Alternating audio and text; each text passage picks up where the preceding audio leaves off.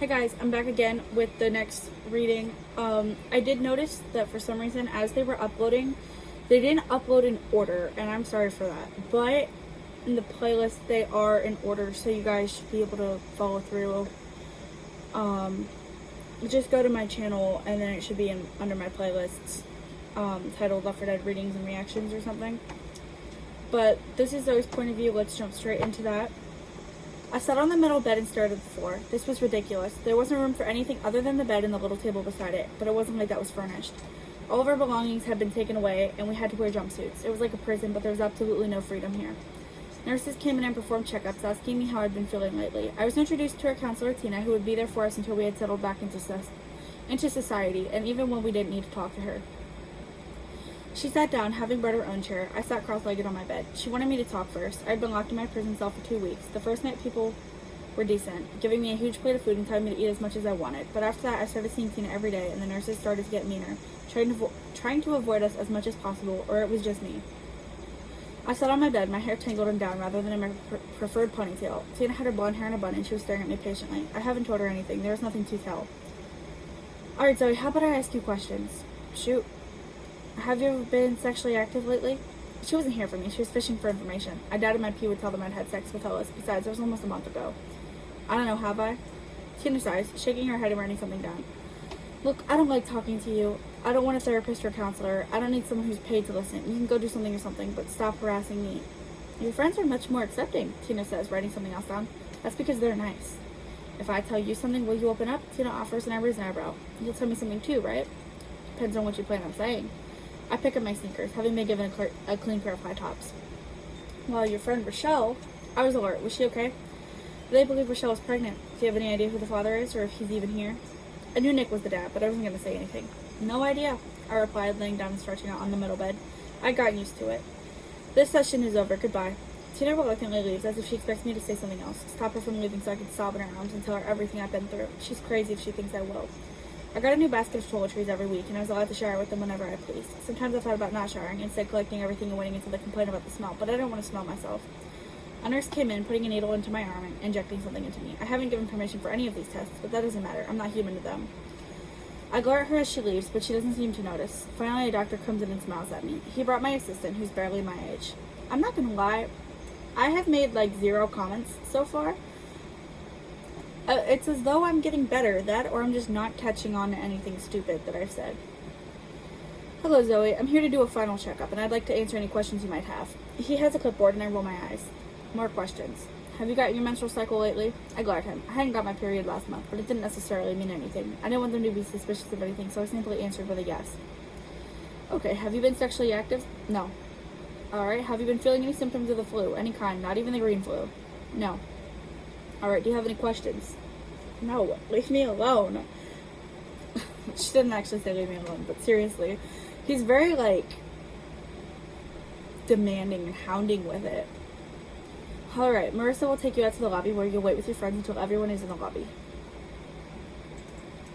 Okay, that's a bit of repetition there. I knew I wasn't going to get through the whole chapter. From there, you'll be taken to see your new houses, and you'll receive your new cars. I slid off the bed and fell on Marissa. She was much shorter than me, and I wasn't exactly tall. She had long brown hair that she kept twisted into a bun, and she never wore colorful scrubs, never putting little patterns on them. Here we are. I hope your stay has been decent. Your friends will be out shortly, as Dr. Evans meets with them directly. I take a seat across from everyone. Coach and Nick were out, and so was Lewis. We kind of stared at each other, Ellis joining the crowd, Rochelle following shortly after. We sat waiting for Josh, but he never appeared. Ellis got up and went over to the desk, asking what was going on. Well, honey, they'll be out in a minute to talk to you, a woman answered. She was only wearing a mask, but that was mandatory in hospitals and stuff, wasn't it? I'm trying to remember. It's been a really long time since I've been in a hospital. Okay. Ellis returns to his seat, crossing his leg and putting an arm around me. Rochelle was picking at her nails. I'm just gonna update that.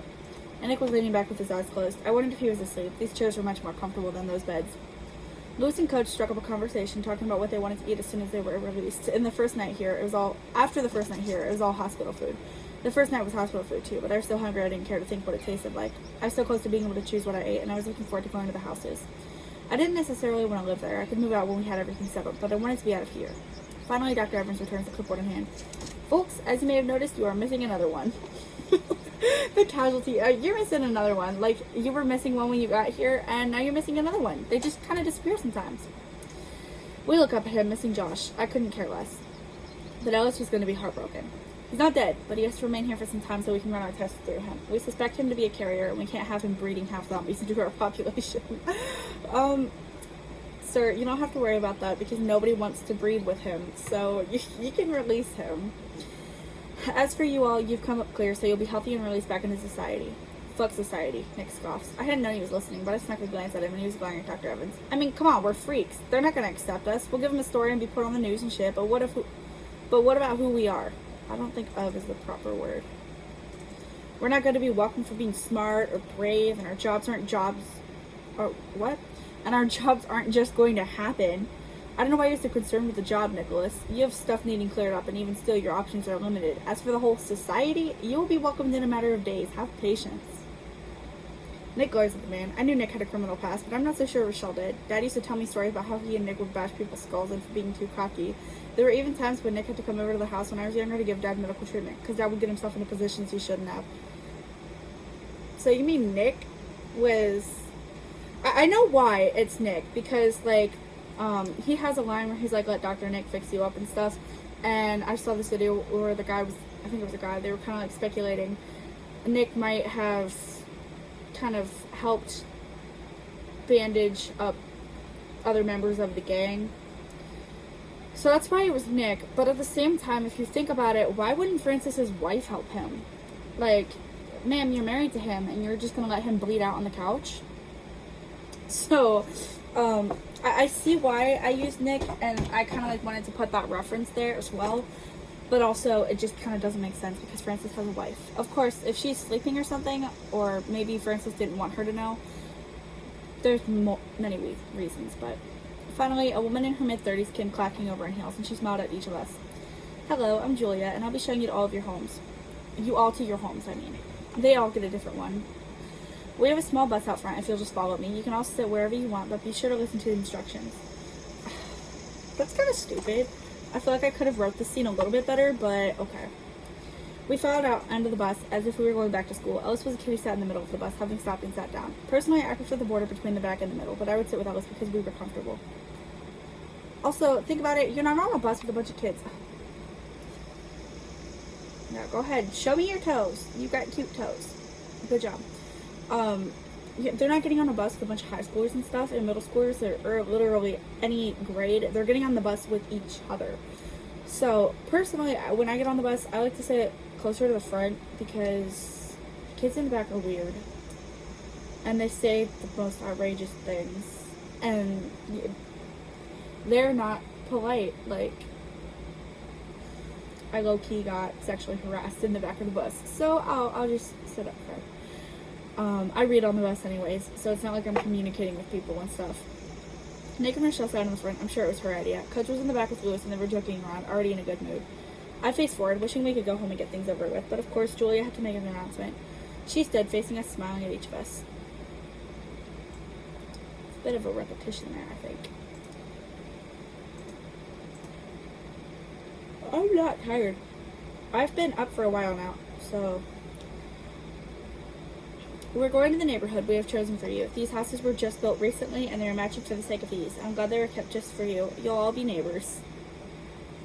I don't know how I feel about that.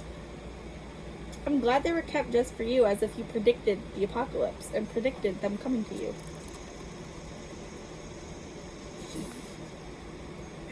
You're on camera.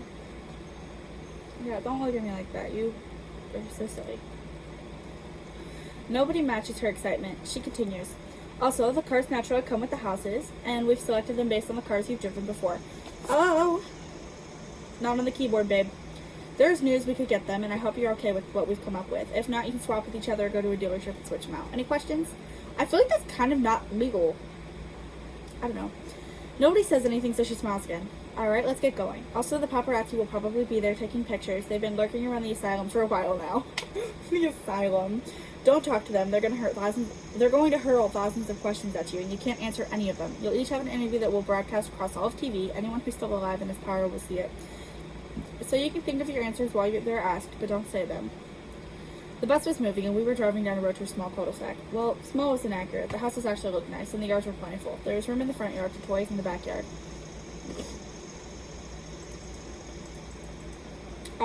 That just needs a little reworded, but there's like plenty of room for the kids. Alright, do we want a house tour of one, or should we just explore by ourselves? We have to look around by ourselves, not wanting to spend another second with Julia. Okay, I'm going to get off the bus, and hopefully I can scare the paparazzi away, but remember what I said if I can't. Girl, you are a real estate agent. Something like that. You're not going to scare the paparazzi away from the humans who survived an apocalypse. Like, you're not going to just be like, shoo, they don't want to see you. No. She climbs off the bus, telling them to leave, and we would have a live interview for anyone who wants to have their questions answered sometime over the next few weeks. The paparazzi back off, but they still want pictures. We climb off the bus and follow her around the street, and she assigns each house in a key ring. The doors are all different, obviously. We're not trying to let your friends raid your house. She giggles, but nothing is funny. This one here is Zoey's. She hands me my key, and I walk up the steps, unlocking the door and stepping inside. I look back at Ellis one more time before I shut the door. They just assumed we didn't want to live together. Yeah, okay, go ahead. I looked around. There was a staircase off to my left, which was kind of nice. It kind of reminded me of my childhood home, although mine's staircase was on the right. To my right, the wall was blank, waiting for pictures or something to be hung up. There was a door under the stairs, and I opened it to find a coat closet. Maybe we could tuck some snow boots in there, too. Or we could just kick our shoes off there or something, I don't know. Across the hallway, there was a large doorway leading to the kitchen and dining room. I looked around, seeing a door on the opposite side of the table and one just beyond the counter. I opened the one behind the dining table and found a bathroom. How cute. The other one led to an unfurnished garage, which held an SUV. It was a nice car with a black exterior and an interior. I went back inside, opening the fridge to see it had been fully loaded with things that expired at the end of the month, never or a while from now.